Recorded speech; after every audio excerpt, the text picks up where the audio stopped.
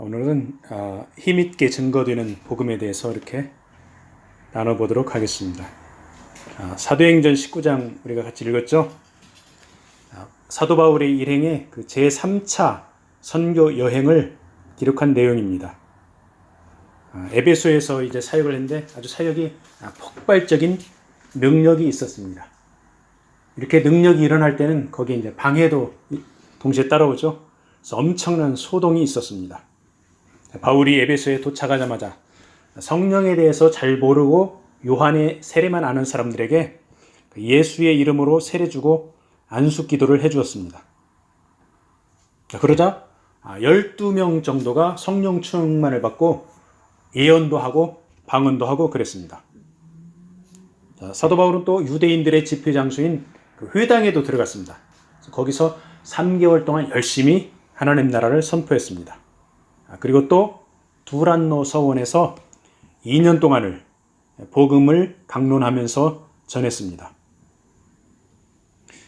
거기가 그 그리스 지방, 소아시아 지방이죠. 낮에 더우니까 낮에는 낮잠을 자죠. 어떤 성경학자들은 사도 바울이 아침 이른 시간에 열심히 텐트를 만들고 점심시간에 두란노 서원에서 복음을 강론했다. 그렇게 이야기를 합니다. 자, 그만큼 사도 바울이 열심히 복음을 전했다는 말이죠. 자, 그런 결과 주의 말씀이 에베소 지역에 힘차게 퍼졌습니다. 많은 사람이 복음을 듣고 주님께로 나왔습니다.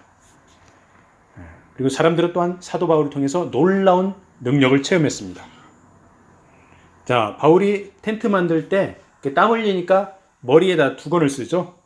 본문에는 이제 손수건이라고 표현을 해놨는데 그 손수건을 통해서 그리고 이제 텐트를 만들 때 앞치마를 두르고 갑니다. 이 앞치마를 통해서 병이 낫는 그런 역사도 일어났습니다.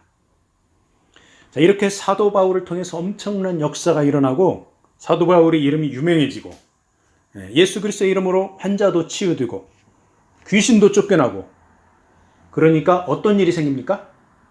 야, 엄청나다, 대단하다 하면서 따라서 하는 그런 흉내내는 사람들이 생겼죠. 그때 당시에 거기에는 이제 돌아다니면서 마술하는 유대인들이 있었습니다. 이 사람들이 시험 삼아서 예수 이름으로 귀신을 쫓는 그런 시도를 했습니다. 자, 이런 마술을 하는 사람들 중에서 스게와라고 하는 유대인 제사장의 7명의 아들들이 있었습니다. 이 아들들이 그런 짓을 따라 했어요. 자, 제사장의 아들이 마술을 했습니다. 이 마술, 구약 성경에 어떻게 나와 있습니까? 엄격하게 금지하고 있습니다. 레위기 19장 26절에 보면은 복수를 하지 말며 술수를 행하지 말며 점도 치지 말고 마술도 하지 말라 이 말입니다. 그런데 이 제사장 아들이라는 이 녀석들이 또 7명씩이나 마술을 하고 다닙니다. 예루살렘에서 성전을 지키면서 율법의 교육을 받아야 할 그런 자신들의 위치를 떠나서 아주 맘대로 하고 싶은 짓 다 하면서 그러고 다닌 것이죠.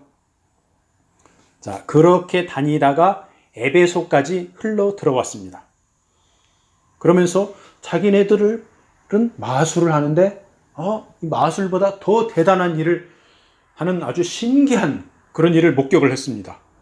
보니까 바울이라고 하는 사람이 이 사람도 유대인인데 예수 이름으로 귀신을 쫓아내고 있어요. 너무너무 신기하고 놀랍습니다. 자기네들이 하는 일보다 더 대단합니다. 그래가지고 흉내를 한번 내봤어요. 흉내를 냈는데 어떻게 됐습니까? 귀신을 쫓아내기는커녕 오히려 귀신한테 당했습니다. 그래가지고 빨가벗겨가지고 도망가는 아주 엄청난 수치를 당했습니다. 자, 지금도 그렇지만은 옛날 이때 당시 중동 지방에서는 이 빨가벗고 도망간다는 거 무지무지한 수치입니다. 자, 그런데 사도 바울에게는 예수님의 능력이 있기 때문에 이러한 엄청난 그런 능력이 나타났는데 이 마술하는 제사장의 아들들 예수님을 영접하지도 않았습니다. 그러면서 흉내만 내니까 능력이 나타날 리가 없는 것이죠. 자, 이들은 자신들의 호기심, 자아 성취를 위한 도구로 예수님의 이름을 이용한 것이죠. 오늘날에도 자신의 이름을 드러내고 개인적인 야망을 성취하려고 예수 이름과 교회를 이용하려고 하는 그런 종교인들이 있죠. 자, 그들의 결국은 스게와의 아들들 같이 극도의 수치를 당하는 것입니다. 자, 엊그제 한국 뉴스를 봤는데 어떤 교회의 부목사가 어린 여학생을 성폭행했어요. 이 여학생이 자살을 했습니다. 그래서 뉴스에 아주 대대적으로 떴어요. 자, 생명을 살려야 할 목회자. 이 목회자를 통해서 생명이 죽어가는 너무 가슴 아픈 일이 발생한 것이죠. 교회 사역자가 예수 이름을 이용해서 개인적인 욕심을 채우는 아주 전형적인 예이죠. 스게와의 아들들이 수치를 당하는 것을 보고 에베소의 유대인과 헬라인들은 두려워서 주 예수의 이름을 높이고 그들의 삶이 변화받았습니다. 그런데 오늘날은 어떻습니까? 사람들의 마음이 많이 강팍해졌습니다. 이 부목사의 그런 만행 소식을 듣고 하나님을 두려워하지 않습니다. 오히려 교회를 손가락질하고 엄청나게 욕을 하고 비난을 하죠. 에베소의 사람들이 얼마나 결단하고 주님 앞으로 돌아왔는지 에베소 사람들은 마술책을 불살라 버렸습니다.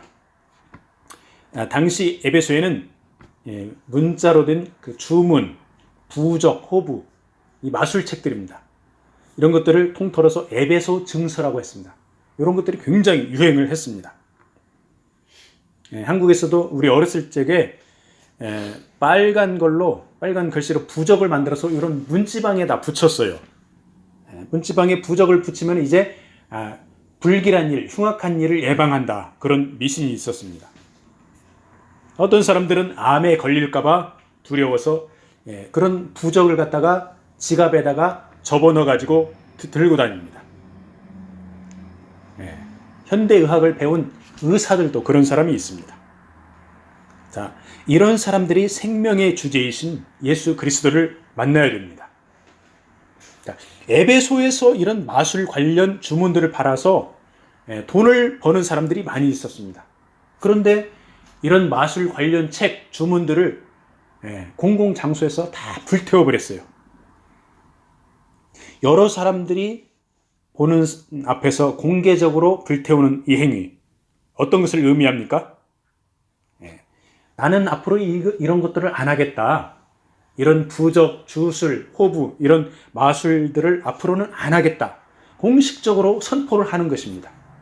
과거 자신들의 죄악된 삶을 청산하고 이제 나는 그리스도인이 되었다. 여러 사람들 앞에 이렇게 선포를 하는 것이죠. 자, 얼마큼의 마술책을 태웠습니까? NIV 성경에는 5만 드라크마 어치를 불태웠다고 나와 있습니다. 자, 한 드라크마는 그때 당시 그리스에서 하루 품삯입니다. 그러니까 5만 데이, 5만 일어치를 품삯을 불에 태워버린 것이죠. 그만큼 주님을 따르기로 결단을 하고 버릴 것은 과감히 버린 것이죠. 자, 오늘날 우리 가운데서도 돈이 되는데 버려야 할 것들이 있죠. 그런 것들이 있으면 과감히 결단하고 버리기를 바랍니다. 아멘. 자, 이렇게 해서 에베소에서 주의 말씀이 힘이 있게 흥왕하여 세력을 얻게 되었습니다. 많은 사람들이 주님을 따르기로 결단을 했지만은 반대로 돈을 잃으면 속상하고 분노가 치밀어 오르는 사람들이 있게 마련이죠. 그 대표적인 사람이 바로 데메드리오입니다. 이 데메드리오의 직업은 바로 아데미 우상을 제작해서 판매하는 그런 상인이었습니다. 아데미는 아르테미스, 다이애나 신이라고도 하죠.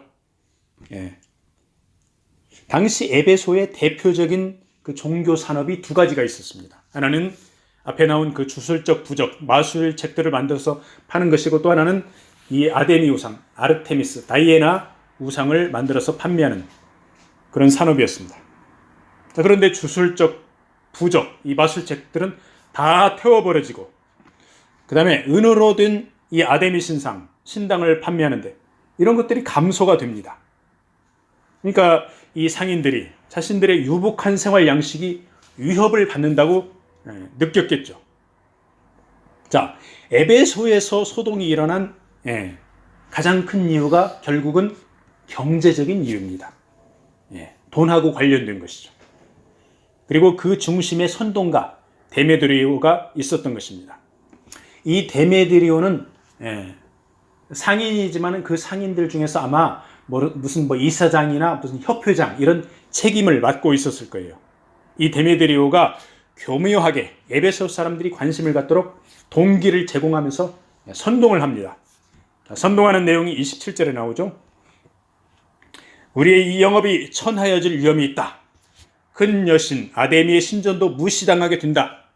온 아시아와 천하가 위하는 그의 위험이 떨어질까 염려스럽다.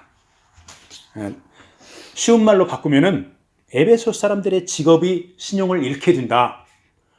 아데미 신당이 명성을 잃게 된다. 그 다음에 아데미 여신이 신적 권위를 잃게 된다. 이런 얘기죠. 실제로는 자기의 경제적 이권을 지키는 것이지만 사람들에게는 자기 지역에 대한 그런 미신, 그 다음에 애국심에 호소를 하고 있는 것이죠. 이 데메드리오의 선동은 기가 막힌 효과를 발휘했습니다. 그래서 사람들이 듣고는 아주 분기탱천했습니다. 벌떼처럼 들고 몰려 일어났습니다. 우리들도 하루하루를 살다 보면 많은 사람들을 만나죠. 어떻습니까? 말 잘하는 사람들을 만나죠. 말 잘하는 사람들을 만나면 아주 그냥 막 끌려들죠. 말도 잘하고 정의를 내세우고 막 교회를 이야기하고 아주 인상적인 사람들 접하게 됩니다. 자, 그런 사람들의 내면의 동기를 살펴봐야 됩니다. 그래가지고 그런 사람들이 이야기하고 있는 것이 돈하고 관련됐다. 그러면은 조심해야 됩니다. 자, 경제적인 동기는 숨기고 그럴싸한 말로 접근하는데 거기에 넘어갈 경우가 있죠. 그러면은 우리들도 에베소 시민들처럼 이성을 잃고 소동에 가담하는 그런 우를 범하게 될 수가 있는 것이죠. 자, 흥분한 에베소 시민들이 거리로 뛰어나왔습니다. 연극장으로 몰려들었습니다. 이 극장의 직경이 자그마치 152m나 됩니다. 2만 5천 명을 수용할 수 있습니다. 고고학적으로 이 장소가 증명이 됐습니다. 이 넓은 극장에 바울의 선교팀은 가이오, 아리스다고 끌고 갔습니다. 바울도 자기 선교팀원들이 끌려가니까 어떻게든지 구해보려고 극장에 들어가려고 했습니다. 그렇지만 그 아시아의 관리 친구들이 말려서 들어가지를 못했습니다. 자, 바울이 들어갔다면 아마도 불상사가 발생했을 것입니다. 자, 바울을 들어가지 말라고 말린 이 친구, 에베소 지역의 관리죠. 자, 평소에 사도 바울이 인간관계를 참 잘 맺었을 것입니다. 그래서 결정적인 위기의 순간에 그 친구가 지혜롭게 사도 바울을 구해내 준 것이죠. 자, 그런데 흥미로운 것은 그렇게 많은 사람들이 몰려왔는데 태반이나 되는 사람들이 어찌하여 모였는지 알지도 못하고 몰려드는 것입니다. 자, 다른 사람들이 구경 났다고 뛰어가니까 덩달아서 뛰어간 사람들이 태반이라는 것이죠. 자, 요즘에 방송이나 인터넷에 뭐가 유행을 하면은 군중심리로 휩쓸리는 경우가 많죠. 그것이 옳은 것인지 잘못된 것인지 시비를 가리지 않고 다른 사람이 하니까 유행 따라 가는 경우 얼마나 많습니까? 옳고 그른 방향을 구분할 때 꼭 필요한 것이 무엇입니까? 옳고 그른 것을 구분할 수 있는 지혜가 필요하죠. 자, 수많은 지식들이 난무하지만 그 지식을 잘 활용하지 못하면 그저 군중들의 틈 사이에 끼어서 방향 없이 표류하는 안타까운 인생이 되고 마는 것이죠. 지혜의 근원이신 하나님과 동행하면 하나님께서 지혜를 주십니다. 그래서 옳고 그른 방향을 구분할 수가 있는 줄로 믿습니다. 자, 엄청난 소동의 틈바구니에서 어떤 유대인들이 대변인 알렉산더를 내세웁니다. 그래서 유대인들의 의사표시를 하려고 합니다. 그런데 에베소 시민들은 유대인들과 그리스도인들 아직 구분을 제대로 못합니다. 그래서 시민들이 이 알렉산더에게 내려오라 소리 지르면서 아데미, 다이애나의 이름을 계속 연호합니다. 그래서 위대하다 에베소 사람의 아데미여 하고 광란적인 부르짖음을 2시간 동안 계속 해댑니다. 자, 이 극장에, 그 넓은 극장에 많은 사람들이 모여서 이렇게 소동을 하니 엄청나게 얼마나 시끄러웠겠습니까? 자, 이렇게 소란스러운 위기 상황, 이 위기 상황을 아주 지혜롭게 안정시킨 사람이 있습니다. 그가 바로 에베소시의 서기장입니다. 자, 서기장이 연설을 하죠. 앞에 데메드리오는 선동하는 연설을 했는데 이 서기장은 안정시키는 연설을 합니다. 자, 성경의 본문에 나오는데 크게 네 가지의 연설을 합니다. 첫 번째는 누구나 에베소가 아데미 신상을 모신 수호자임을 잘 안다. 이것은 부인할 수 없는 사실이므로 아데미 숭배는 위험에 빠지지 않는다. 딱 안심을 시킵니다. 그리고 두 번째로 이 사람들, 바울의 선교팀은 가이와 아리스다고, 이 사람들은 신성한 것을 더럽히지 않았다. 그러니까 신전에서 약탈하지 않았다, 그 얘기죠. 그 다음에 신성을 모독하지도 않았다. 다이아나를 여신을 욕하지 않았다. 그렇게 나와 있죠. 그 다음에 세 번째로 안정시킨 게 데메드리오 일당들, 저 사람들은 법적인 절차를 잘 알고 있다. 불만이 있으면 재판에 소송을 제기할 수 있다. 이렇게 합니다. 그리고 네 번째로는 에베소 시민들, 너희들이 이렇게 흥분해가지고 난리를 떨다가는 너희들이 소유죄로 처벌받을 위험성이 있다. 자, 이렇게 네 가지로 연설을 쫙 합니다. 이 서기장의 설득이 아주 매우 효과적이었습니다. 그래서 군중들은 해산을 하게 되었습니다. 우리가 살다가 혹시 이렇게 소란스러운 상황을 만나면은 하나님이 주시는 지혜로 그런 소란을 해결할 수 있는 은혜를 받기 바랍니다. 아멘.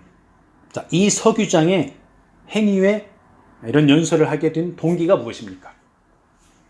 에베소라는 당시 거대 도시의 치안을 책임지는 자로서 백성들의 안전을 고려하는 부분이 아주 돋보이죠. 자, 선동가 데메드리오. 이 데메드리오의 동기는 경제적인 동기입니다. 돈하고 연결되어 있죠. 이 서기장과 아주 비교가 되죠. 자, 에베소 서기장의 침착하고 조리 있는 행동과 아시아 관리들의 사도 바울에 대한 우정, 이런 요인들이 복합적으로 사도 바울이 복음을 더 힘차게 전할 수 있도록 그런 환경을 제공을 해 주었습니다. 그래서 싸움은 일단 말려야 되고 흥분한 사람들은 일단 안정을 시켜야 됩니다.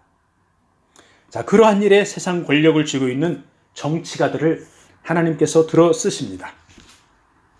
한국의 정치 책임자가 문재인 대통령이죠. 나름대로 열심히 통치하려고 애를 쓰고 있습니다. 그렇지만 국민들의 요구사항은 아주 많습니다. 진보 쪽에서는 진보의 요구를 하고, 보수 쪽에서는 보수의 요구를 하고, 종교계에서는 종교적인 요구를 하고. 얼마 전에 뉴스를 봤는데 신천지 2단 그 사이비 집단이 문 대통령과 그 청와대 청원을 이용해서 자기네들의 기득권을 지키려고 교세를 확장하려고 개신교를 공격하는 그런 청원을 한 걸 봤습니다. 자, 청와대와 문 대통령이 이 에베소 서기장처럼 지혜롭게 어둠의 세력과 사이비들한테 휘둘리지 않고 나라를 안정시킬 수 있도록 우리는 기도를 해야 될 줄로 믿습니다. 말씀을 마무리하겠습니다. 오늘 에베소의 소동에 관해 살펴봤는데, 이 소동이라는 것을 누가 일으킵니까? 일반 시민들이 소동을 일으키죠. 선동은 데메드리오가 돈하고 관련돼서 합니다. 그렇지만 더 근본적으로 들어가 보면은 이 소동의 근본적인 원인은 그리스도의 복음입니다. 자, 그런데 세상을 어지럽히는 소동이 아니고 이 그리스도의 복음은 생명을 살리는 길로 인도하는 소동입니다. 그때 당시 소동 가운데서 많은 사람이 있었습니다. 우리가 그때 당시에 살았다면 우리는 어느 부류에 속해 있었을까요? 바울의 선교팀원인 가이오와 아리스다고에 속해 있을까요? 소동 중에도 자신들의 입장을 변명하라는 유대인에 속해 있을까요? 아니면 그저 흥분한 군중들 틈 사이에 이유도 모르고 동참하는 그런 사람들입니까? 우리의 소망은 복음을 전하다가 고생하는 가이오와 아리스다고가 되고 싶은데 현실은 혹시 대중 속에 섞여 있는 우리들이 아닌지 되돌아보기를 원합니다. 또한 데메드리오처럼 경제적인 동기로 다가오는 미혹된 세력을 분별할 수 있는 그런 지혜를 하나님께서 주시기를 기도해야 되겠습니다. 자, 이번 한 주간도 차분하게 주변을 돌아보면서 우리 주님과 동행하기를 축복합니다. 아멘.